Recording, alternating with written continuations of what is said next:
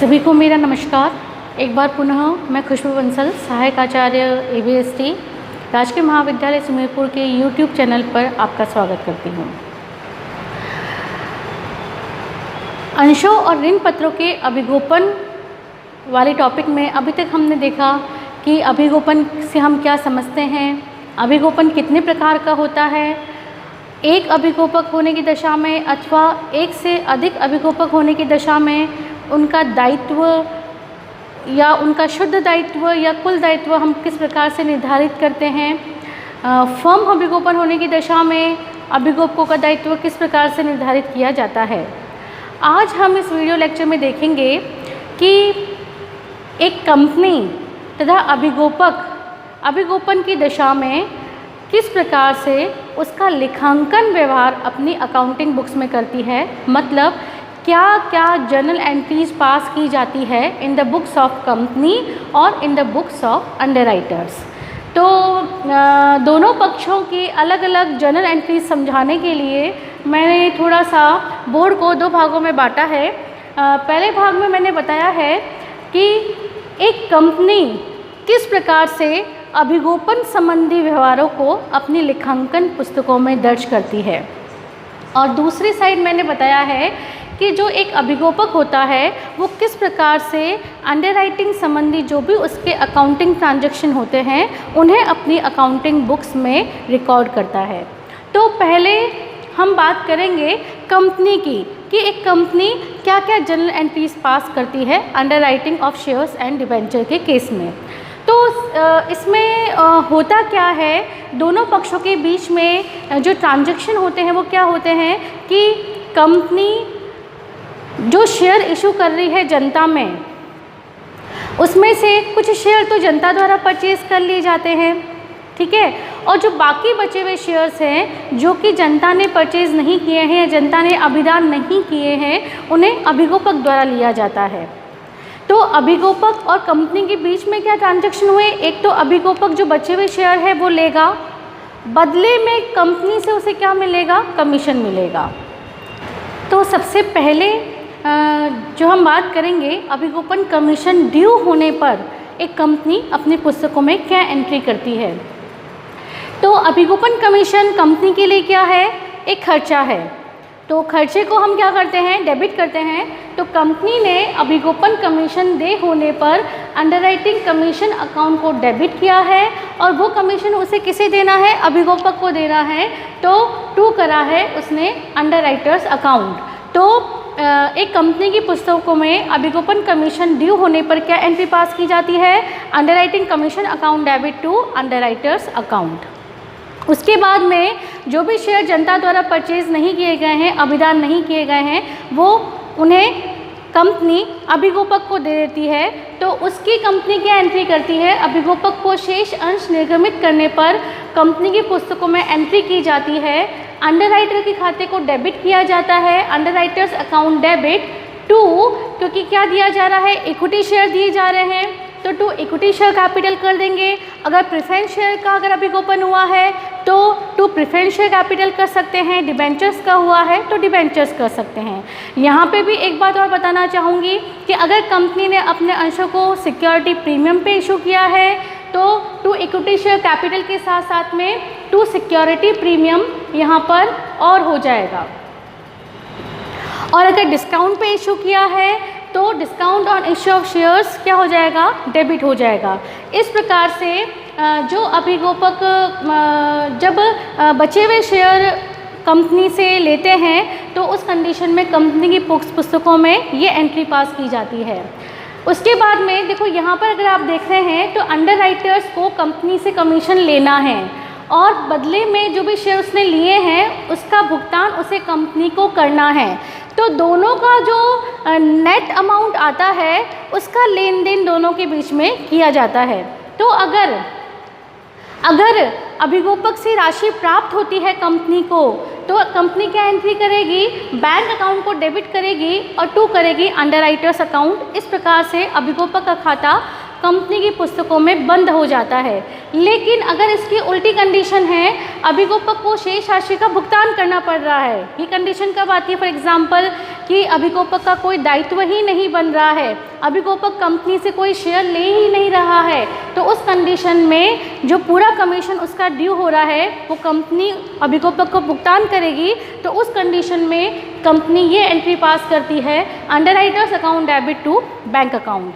तो अभिगोपक को अगर शेष राशि का भुगतान करना है तो underwriters to bank account entry कर देंगे, और अगर अभिगोपक से राशि प्राप्त होती है तो bank account debit to underwriters कर दिया जाता है। नेक्स्ट एंट्री जो है, क्योंकि हमने फर्स्ट एंट्री यहाँ पे करी है, अंडरराइटिंग कमीशन अकाउंट डेबिट किया है, और अंडरराइटिंग कमीशन अकाउंट एक नॉमिनल अकाउंट है जिसे हमें या कंपनी को क्या करना पड़ता है? बंद करना पड़ता है, अपलिखित करना पड़ता है। तो कमीशन खाते को अपलिखित करने पर एक कंपनी द्वारा क्या एंट्री पास की जाती है?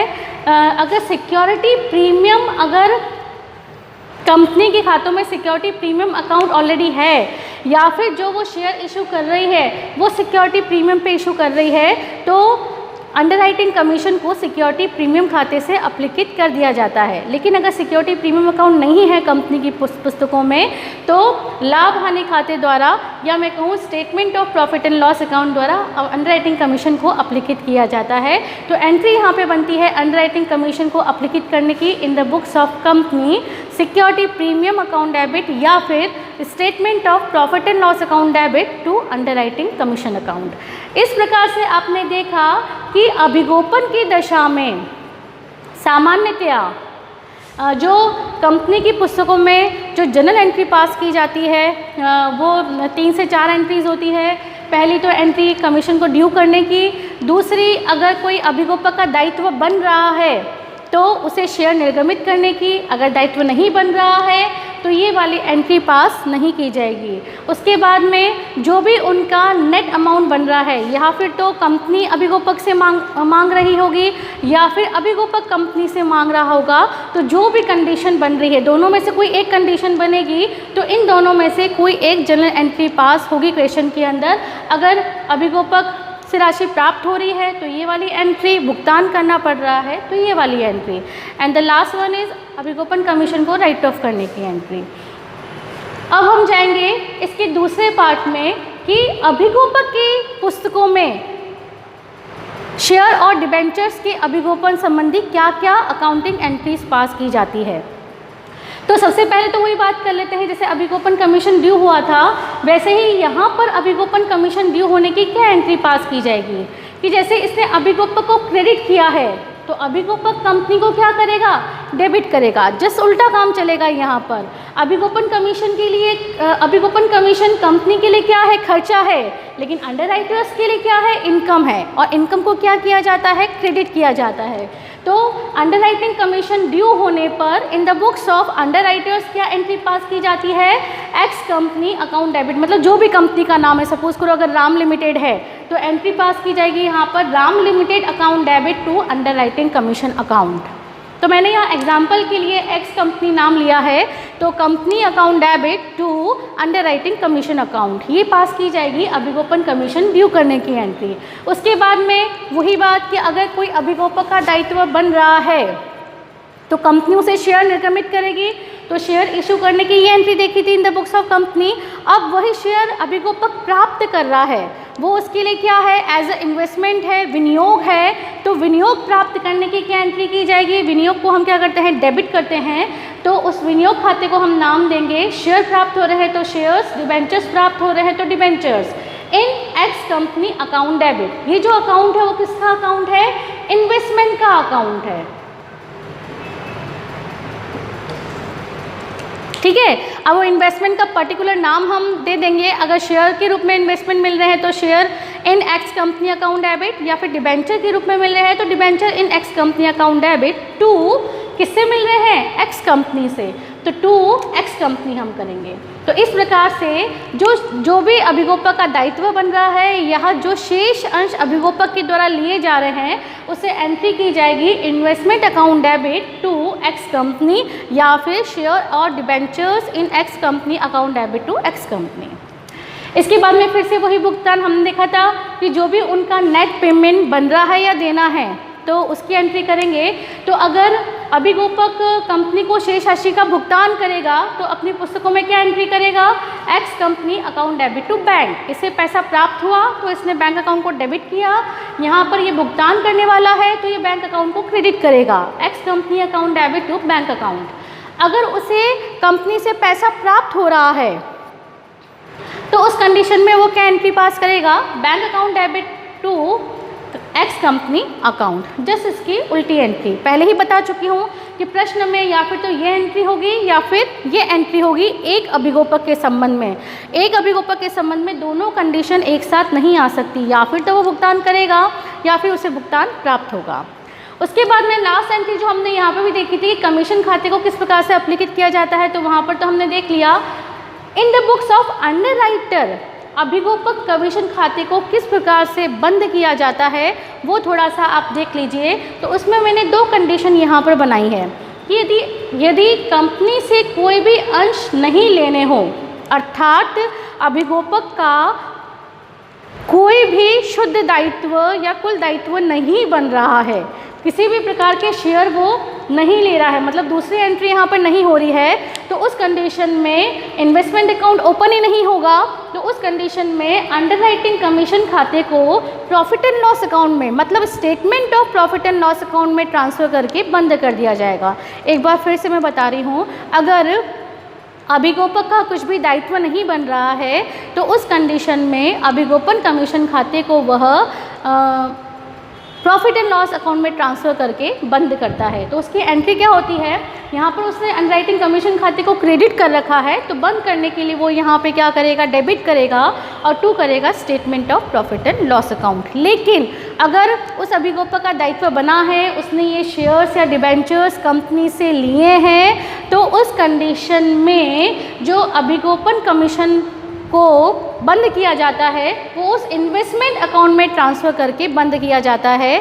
अर्थात इसका कॉन्सेप्ट ये है कि जो अभिगोपक के लिए जो अभिगोपन कमीशन है वो पूंजीगत प्राप्ति है, वो कैपिटल रिसीट है, तो उसे वो प्रॉफिट एंड लॉस में ट्रांसफ़र नहीं करके इन्वेस्टमेंट अकाउंट में ट्रांसफ़र करता है, जिससे उस विनियोग खाते की जो लागत है वो उससे कम हो जाती है। कॉस्ट मतलब उसके लिए उसने कितना पेमेंट किया और बदले में उसे उस कमीशन भी प्राप्त हुआ, तो उसकी जो लागत है वो उससे कम हो जाती है। इसीलिए यहाँ पे हमें ध्यान रखना है कि अगर उसका कोई इन्वेस्टमेंट अकाउंट क्रिएट हुआ है, मतलब उसने कंपनी से अगर कोई शेयर लिए हैं, तब तो अंडरराइटिंग कमीशन अकाउंट को हम उस इन्वेस्टमेंट अकाउंट में ट्रांसफ़र करके बंद करेंगे। ठीक है, तो एंट्री यहाँ पे होगी underwriting commission account debit to share in X company account या debentures in X company account. लेकिन अगर इन्वेस्टमेंट ही नहीं लिए हैं, उसकी कोई नेट लायबिलिटी बनी ही नहीं है, तो फिर उसे statement of profit and loss account में ट्रांसफ़र करके बंद कर दिया जाता है। तो इस प्रकार से हमने यहाँ पे देखा कि एक कंपनी की पुस्तकों में और अभिगोपक की पुस्तकों में किस प्रकार से जर्नल एंट्रीज पास की जाती है। एक साथ में मैं यहाँ पर ये भी बता देती हूँ कि at the end of the year आकर अभिगोपक क्या करता है, उस विनियोग खाते का मूल्य, जो विनियोग खाता खुला हुआ है ना यहाँ पे शेयर और debentures in X company account, इसका मूल्यांकन किया जाता है कि उसकी बाजार में उसका मूल्य कितना है। ठीक है, तो अगर उसका बाजार मूल्य लागत मूल्य से अधिक होता है तब तो कोई प्रॉब्लम वाली बात नहीं है, उसका मूल्यांकन लागत पे किया जाता है। लेकिन अगर उसका बाजार मूल्य लागत मूल्य से कम होता है तो रूढ़िवादिता की परंपरा हमारी ये कहती है कि जो स्टॉक है, जो करंट एसेट्स होती है, उसका मूल्यांकन हमें क्या करना चाहिए, कॉस्ट और market price which ever is less पे करना चाहिए। तो यहाँ पे अंडरराइटर्स के लिए अगर वो अंडरराइटर्स भी अपने उस इन्वेस्टमेंट को शॉर्ट टर्म असेट्स मान रहा है तो उस कंडीशन में उसका मूल्यांकन कॉस्ट और market price which ever is less पे वो करता है। तो सीधी सी बात है कि अगर कॉस्ट और मार्केट प्राइस, कॉस्ट और मार्केट प्राइस में से विच एवर इज़ लेस अगर कॉस्ट है तब तो कोई प्रॉब्लम ही नहीं है। इन्वेस्टमेंट अकाउंट हम खोलते भी कॉस्ट पर है और हमें उसका बैलेंस भी कॉस्ट पर रखना है। लेकिन प्रॉब्लम तब आएगी या एडजस्टमेंट करने की ज़रूरत तब होगी जब विच एवर इज़ लेस क्या होगी, मार्केट प्राइस। फॉर एग्जांपल मान लेते हैं कि कॉस्ट कितनी है, 10 रुपये है और मार्केट प्राइस कितनी है, 8 रुपये है। तो इन्वेस्टमेंट डेबिट कितने से हो रखा है? 10 रुपये से। लेकिन क्योंकि मार्केट प्राइस 8 रुपये ही है तो उसका जो बैलेंस CD हमें रखना है, बैलेंस शीट में जो हमें ट्रांसफ़र करना है वो कितना करना है? 8 रुपये।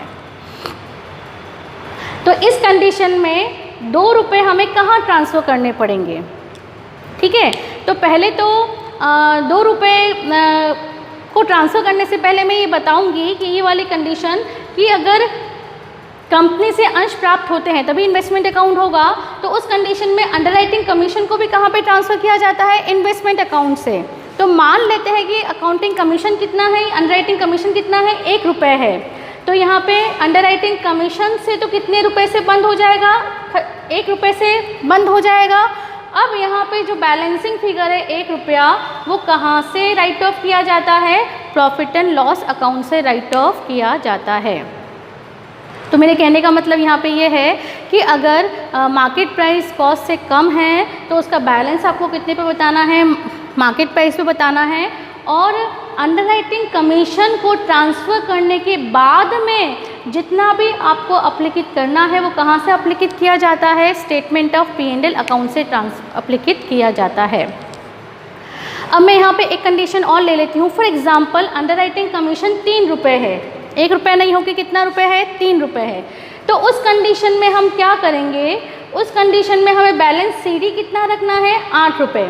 और अंडरराइटिंग कमीशन अगर 3 रुपये पूरा ही ट्रांसफ़र हम कर देंगे तो उस कंडीशन में क्या अकाउंट प्रॉपर बैठ रहा है क्या? नहीं बैठ रहा। तो उस कंडीशन में हमें क्या करना है बता देती हूँ। उस कंडीशन में अंडरराइटिंग कमीशन पूरा 3 रुपये यहाँ पे ट्रांसफ़र नहीं करना है। इन्वेस्टमेंट अकाउंट में पूरा 3 रुपये ट्रांसफ़र नहीं होगा, यहाँ पे उतना ही ट्रांसफ़र होगा जितना कि लागत और मार्केट प्राइस का अंतर है, मतलब 2 रुपये।